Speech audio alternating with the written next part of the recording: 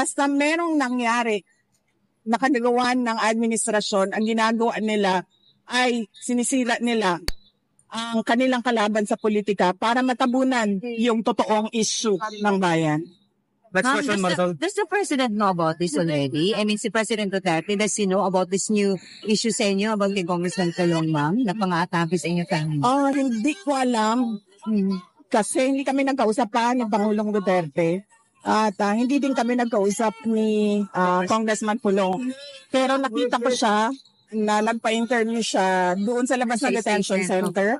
So baka noong nasa loob siya ay napag-usapan nila. So clearly, VP, you believe na this is part of political, again, attack sa inyong mga Duterte? Oh yes, ma'am. Sabi ko na nga, every time nagkakaroon sila ng issue, malaking issue na kabalbalan na ginagawa nila, ang kanilang cover sa mga issue na ito ay atakihin yung kalaban nila sa politika. Ma'am, ano to? From national or we're talking here about local politics dyan lang po sa Davao? Hindi, national. Tulad nga ng sinabi ko, blanco yung budget, nag-file sila ng impeachment. Ang laking tanong nun kasi blank check yun Parang ikaw na ang magsasabi kung paano at saan mo gagamitin yung pera ng gobyerno. Nag-file sila ng impeachment. Nung nagkaroon ng drug overdose at merong namatay sa Amerika at nandun sa loob ng kwarto, si First Lady Lisa Marcos. Grabe na, sa loob ng kwarto? Nung may na-overdose? Yan ang sabi ni BP Sara Duterte. Kaya naman yan. Anong ginagawa niya doon? Pinanonood niya yung nag-overdose? Hindi. Iniisip ko kasi, lawakan natin yung pag-iisip natin. Yeah? Nandun daw si Lisa Marcos habang na-overdose yung isa. Ano ginagawa nila doon? Wala lang, nakikwentuhan, nagtotong its habang isa na-overdose. I mean, halimbawa ako, kunwari meron akong kaibigan, di ba, na bumabanat. Ay, sabihin, may ginagawang kababalaghan. Abay, sapakin ko yun. Halimbawa lang, si Jay Guevara. Nandun kami sa isang kwarto, tapos biglang naglabas ng pulburon. Tapos sininghot. Abay, sapakin ko yun. Di ba? O kaya di kayo pagsasabihan ko, kung ayaw sumunod, abay, aalis ako. As a friend, I will disagree and I will leave, di ba? Ganon din. Halimbawa, si Boss Dada. Hindi, totoo. Di ba? Ganon, may ginagawang hindi maganda. O, abay, pagsasabihan ko yun. O, pero pag hindi ko na mapagsabihan, lalayasan ko yun. Di ba? Ang tanong, bakit kaya si First Lady nandun daw nung na-overdose? Sabi ni BP Sara Duterte, hindi po ako nagsabi. Si BP Sara Duterte nagsabi. So, nagko-collaborate din dun sa kinikwento ni Maharlika na yun nga magkakasama. So, hindi natin alam kung saan nakuha ni Vice President Sara Duterte yung mga information niya. Pero base dun sa pagkakaintindi ko dun sa kwento ni Maharlika, magkakasama nga daw itong sila First Lady Lisa Marcos pati yung na-overdose ng pulburon. So, may collaboration doon sa sinasabi. Kumbaga, walang contradicting. Kung ano man yung hawak na information ni Vice President Sara Duterte, parang kinukonfirm din yung kinikwento ni Maharlika. Pati yung isang vlogger, di ko matandaan yung pangalan, na meron siyang source na nagkikwento nga rin tungkol nga doon sa issue na yun. Mukhang nagko-collaborate dun sa mga sa issue na yan. Hindi yung may kanya-kanyang kwento. Diba? Mukhang matibay-tibay na aligasyon o kwento yung mga umiikot ngayon dito sa sinasabi ni Vice President Sara Duterte. Kung totoo yung sinasabi ni BP Sara Duterte, ano ginagawa niya dun? Nanonood? Habang nangyayari yung mga hindi magaganda? Wow!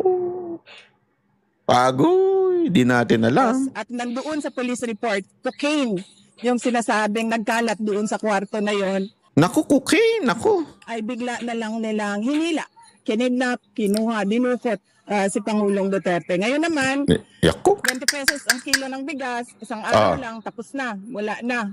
Kinalimutan na naman na pangako ay bigla na lang merong nag-file ng complaint kay Congressman Pulong. Bakit nga lang masabi yung bigas po kasi sinasabi raw po ng Comelec daw is para nga po doon mag-give doon sa ban nga po doon sa pamimigay ng ayuda and mag-resume sa after the election.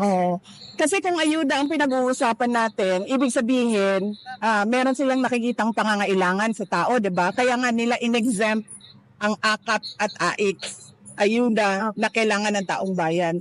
So lalong-lalo na yung 20 pesos na kilo ng bigas, lalong kailangan ng mga gutom yun. Huwag nilang i-excuse. Hindi talaga nila kaya gawin yan. Hindi sila marunong gawin yan. At nagsisinungaling lang sila kasi nagpapanik sila sa pagbagsak ng ratings ng kanilang mga kandidato. Yan ang talagang tunay dyan. Alam mo mga kababayan, bawas na yung rally nila. Tapos talagang hindi na rin sila kompleto pag nagrarally. Sabi nga nila parang 9 na lang daw meron ng mga umalis. Actually, no isang araw nga parang isang kandidato na lang ata yung nangangampanya. Yun ang kwento. Pero kung makikita ninyo naman, nasa social media naman po yan, natatawa nga ako Alam nyo kung bakit? Yung inoobserbahan ko, nung nagsasalita si Marcos, tapos may mga naghihiyawan, halatang sound effects. Panoorin ninyo. Yung latest na rally na nandun si Marcos na nagsasalita na hindi mo maintindihan yung sinasabi niya, merong tuloy-tuloy na nakaloop lang. Alam niyo yung loop, di ba? Tuloy-tuloy lang, umiikot lang yung sound effects na parang pumapalakpak ang tao. Kasi malalaman mo Ako po, ito po, expertise ko po ito. Audio po ang expertise ko ever since Nag-sound tech ako, nag-recording ako. Lahat alam ko po ang sa sound effects. Ginagawa ko po yung dati kong trabaho po yan Naglalatag po ako ng anong tawag dyan? Audiobooks. Yan po mga trabaho ko noon So alam nyo mga kababayan, alam ko po kung paano yung ganyang gumagana. Dito sa rally ng Duterte, legit yung sigawan ng tao. Pag naisinabi yung speaker, doon sumisigaw ang tao. At yung sinisigaw ng tao ay naayon doon sa sinabi ng speaker. Di ba? Pero dito kay Marcos, nakikita ko, nakaloop. Kahit wala naman sinasabing maayos si Marcos, naghihiyawan ng tao. Sana nakita ng... So, huling-huli na namemeki na ng rally. Kaya kung papansinin niyo, 'di ba, hindi na nga pinopokus yung camera doon sa mga umattend ng kanilang campaign rally. So mas nakapokus yung camera doon sa mga nagsasalita lang sa entablado. Kasi makikita doon kung pumapalakpak ba o sumisigaw ba yung mga tao. So hindi.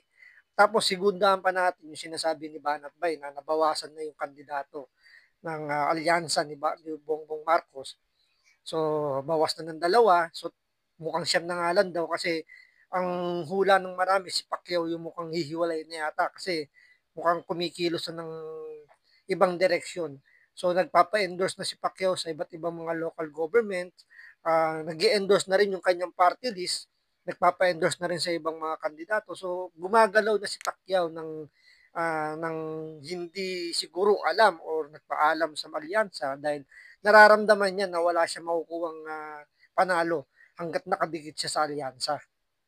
Nakita ng ganun. Sound effects, halatang halata. Sabi ko nga, grabe nito, talagang desperate moves na lang ito.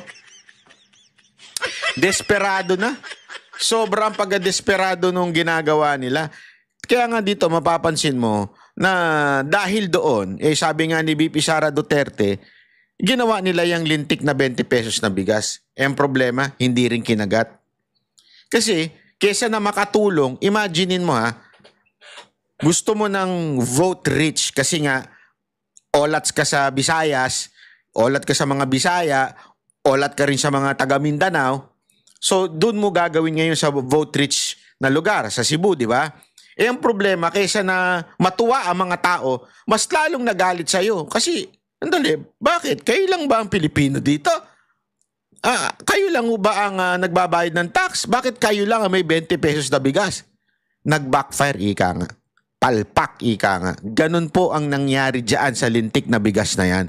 So imaginein mo na lang, 'di ba? Imaginein mo kung anong katarantaduhan nangyari na 'yon. Kaya eto, naglagay sila ng kay kay Pulong Duterte, ika nga. Alam mo, eto natatawa ako eh. Tapos ang unang mga naglabas niyan, vlogger na mga kilalang bayaran.